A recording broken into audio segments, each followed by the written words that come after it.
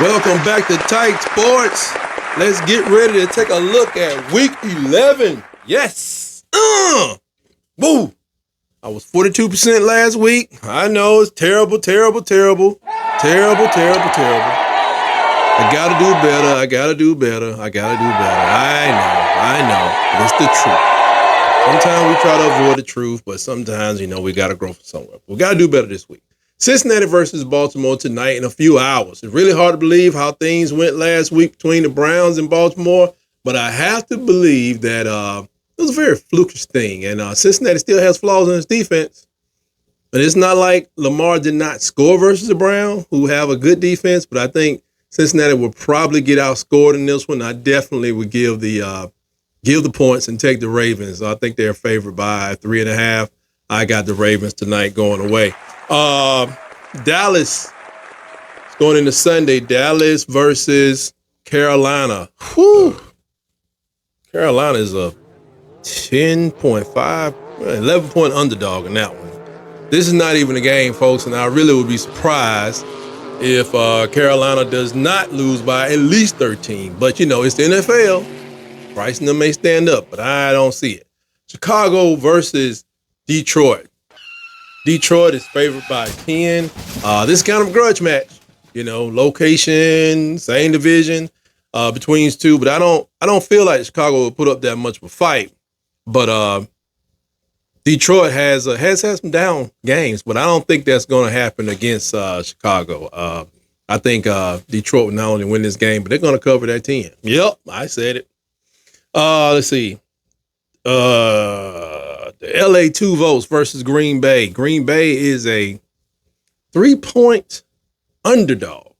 The Chargers had definitely a bit of back and forth with the Lions last week, but scoring 38 points was not enough. So that's telling me that the defense has issues getting to the quarterback or slowing down the run. One thing about the game last week I learned with the Steelers and the Packers is that they're really good. It takes a really good defense to slow the Packers down. And I'm not sure that's a description of the Chargers right now.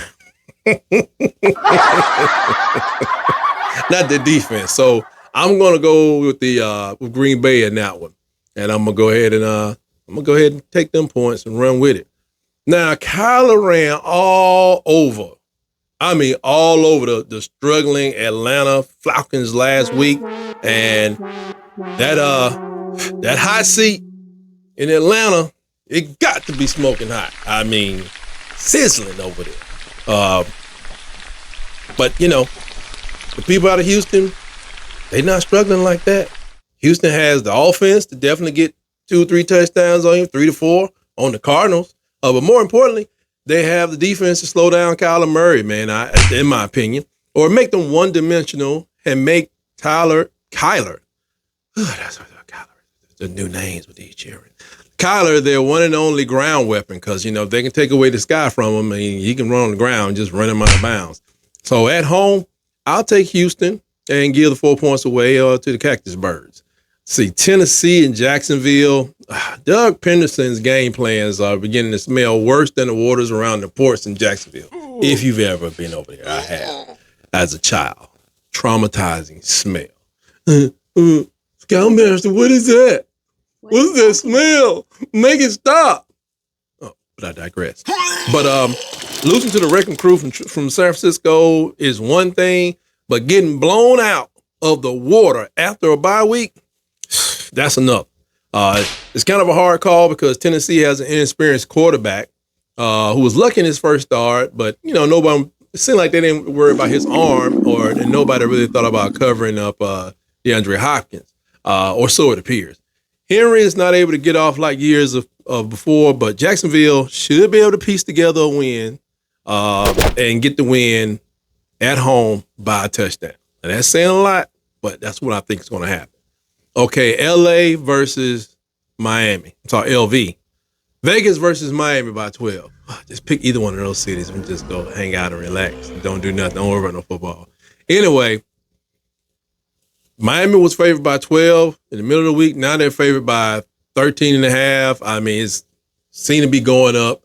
And I can see Las Vegas and Roll Tide, Josh Jacobs losing by more than 17 points to the Fins. Las Vegas, they do have a decent pass rush and a rushing game, but the quarterback play is chaotic. I think Garafalo's still on the bench, so he's not playing. Aiden O'Connell, he's in training, and against this team, it's not time to be doing that OJT, on the job training. And Tua, he's going to avoid that powerful pass rush they have. Going to throw it short, quick, fast, and do everything he'll do to avoid those hits. Because what? He's a smart guy. And yes, Miami wins this and cover the growing line of 13.5 that opened at 10. New York Blue People versus the Washington Commanders. Yeah, I said it. They're favored by 10 in this one. The little people in blue uniforms in the Big Apple are definitely a whipping post for the league right now. I mean, it's simply because they don't have any experience at quarterback. So I expect Howell and Rota, to win this one by a large margin than they did a couple weeks ago. They won by 7 a couple weeks back. That's what Tyrod Taylor was out there playing as quarterback, but now they're down to Tommy DeVito, and maybe somebody want to know his parents. Tommy DeVito, he's feeling his way around the league. Stay safe, Tommy, but Washington will cover this one. Tampa Bay. Man, Baker was definitely cooking last week, and he shot the heck out of everybody by dominating Tennessee. Well, when he steps off the plane in California, he will should begin to feel the pocket pressure. And I expect San Francisco to do what they do, which is to pound the Bucs in the ground like a doggone tent spike and win the game going away. Early lines will maybe tighten up by the time game time kicks off, but I use the final line to determine, whether I did well or not. So this will probably shrink, but I can definitely still see San Francisco winning by 11 and a half or 12 points. And I just way I see that one. Let's see. The New York Cessnas versus the Buffalo Bearded Goats. Y'all know what I'm talking about. New York Green People versus Buffalo Bills. Based on what I saw the other night between Denver and Buffalo, I can definitely see how this could go really bad for Josh Allen and crew. I mean, 4 turnovers made by the Bills the other night. Even if you cut them in half, that's still too many opportunities for the Jets to go down the field and get a doggone field goal or maybe a touchdown. I definitely think the Bills can win, but for wagering purposes, I think I would just safely take the 7 points and go with the Jets. That's right.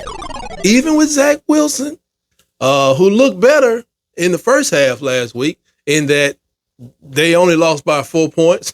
They did get something on the scoreboard, but I'm gonna take the Jets in this one. I'm gonna pick the underdog and take the points and run, because I don't know what's going on in Buffalo. Seattle against the LA Rams. There have been some injuries to Seattle that's maybe causing this game to become a pick'em. It started out with the Seattle being the favorite, but now it's a pick'em. But both teams have been struggling, but seem like the Rams have been stuck on a perpetual struggle bus, and it's pretty much the same. It's been the same way since they had their Super Bowl victory. Nothing's really going for them. The quarterback gets hurt. He's in, he's out. I really look forward to seeing Geno cooking this one. Who's cooking? It's Geno. Hey, forget about it. Who's cooking? Who's cooking this weekend? Geno? Hey, forget about it. I'm there. So anyway, I think I'll take the boys from Puget Sound on this one. Okay, on Sunday night we have Minnesota versus Denver. Well, Russell Wilson showed signs of his old self during that game against the Bills. But let's face it, they really got really lucky because it took a lot to get that win. I mean, a penalty caused a redo of the game-winning kick for Lutz, and he just lined it up after pushing it to the right. He got 5 yards closer, put it right down the middle. So I expect him to take a huge L versus Minnesota. Joshua Dobbs is just winning. He definitely has looked more efficient and productive than Josh Allen for the last 2 weeks. and a whole lot of other quarterbacks, to be honest. This game will be at a higher altitude, but that's just make that this that'll make the 2 points that Minnesota is taking feel much lighter. So I'm gonna give that to Dobbs. Then Monday night, we got this game should be a pick 'em. They got Kansas City favored by 3, but that's because they're playing at home. They got a great fan base right there in the home of the Chiefs. Wish we had stole that in Pittsburgh, but I guess we weren't we was patriotic and not disrespectful to the national anthem. What are you talking about? Anyway, however, this is a Super Bowl rematch, and it's something like a payback time for Philly. That's how I usually go. I've seen a lot of these games, in the game. Team that lost, they may win, but you don't win the big game. That's all about the ring, baby. You know what I'm saying? But I got to go with the team that seems like they can, control the ball and keep Patrick Mahomes off the field. That's the formula. It's not about stopping him. It's about keeping him on the field, keep him cold. Let his legs get all tightened up. Them get cold and that kind of stuff. So I'll take the Eagles in this one. However, the best laid plans of mice and men often go awry. Thank you, Mr. Robert Burns, for that, because that's could be what I'm looking at. Now, what everybody's here has been waiting for, it's Steeler time. Steeler time. Pittsburgh versus the Cleveland Browns. Right now, Cleveland is a 1-point favorite. I do not know how. They started, at 3, I think. But Deshaun Watson just hit IR today. He's going to have a season-ending ankle surgery. And prayers to him. Hope he gets better and get back out there or one day. But we'll see you next year. Take care of yourself, young man. However, Dorian Thompson Robinson and P.J. Walker, I think Dorian's going to start. They have the weapons to distribute the ball and run it down your throat if you're not careful. So, Jerome Ford has been doing an exceptional job. Not the same job as what Chubb would do, but he's been doing a pretty good job since Chubb's been out. He and his backups. And Cleveland's defense, they can lose control of a high-powered offense. They really don't have to worry about that, with us, because we're not. We're not trying, Pittsburgh. We're not trying to zing the ball all over the place, score in 3 minutes, and at a rapid pace. Because we're trying to, keep the defense under, keep the defense rested. Rested. So that's not what, Mike Tomlin wants to do. I understand it. Protect your quarterback and rest on your defense to make the stops they need to make. But we'll use ball control and try to take, keep Dorian and or PJ and their offense off the field. Now, the Steelers defense can lose if they don't get off the field on third down on defense. The Steelers can lose if we're unable to control the line of scrimmage. So can the other team. The Steelers could lose if more than half of our offensive possessions are 3 and out. If more than half of our offensive possessions are 3 and outs. I just want to repeat that so everybody can hear me. So, boys, don't do that. The spread, like I said, it started at 4, not 3, but 4, and it's getting close to pick 'em range. Everybody got, they have problems, but just not having that quarterback in there, you really have to assess. I don't know, and I don't know if Minka's back. If Minka, I tell you, if they say Minka Fitzpatrick is going to start this game, I saw him as questionable, which is better than probable, is better than doubtful. He's questionable, but can we ease by one more week without Minka? And I still got the Steelers winning. That's the easy call. But if we can get that hamstring on Fitzpatrick one more week of rest, because they're real touchy, just keep drinking your fluids, your electrolytes, and stretching and keeping it warm, and run. Don't want to. This is a division game, though. But I guarantee you, if they say Minka is playing this game, we'll probably be 2-point favorites at kickoff. So, with that, I hope.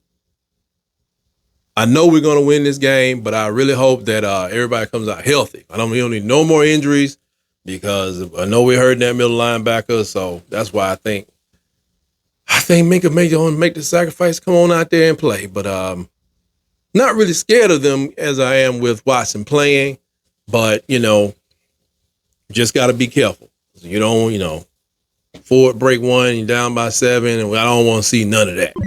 I just want our boys to go and monkey stomp them down the ground in their own house, and let's go home with the victory.